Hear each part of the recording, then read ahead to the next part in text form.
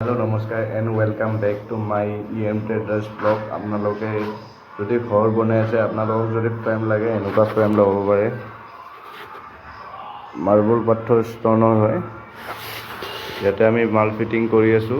Cement ইয়াতে আছে আৰু এইটো ৰেড সিমেন্ট হয়, আমাৰ জইনত মাৰা হয়। একবাৰ আহিব পাৰে, আহি কিনে মালখিনি আপোনালোকে চাব পাৰে। EM ট্ৰেডাৰ্ছত ভিজিট কৰক। আমাৰ শান্তিপুৰ পেট্ৰল পাম্পৰ সন্মুখত বাজাজ ডিলাৰৰ সন্মুখতে আমাৰ গোডাউন হয়। আপোনালোকে আহিব পাৰে, একবাৰ যোগাযোগ কৰিব পাৰে। আপোনালোকে ফ্ৰেম ফিটিংটো চাই লয় এবাৰ। এইটো আমাৰ 3 পাল্লা খিৰিকী হয়, ফিনিচিং হ'ল।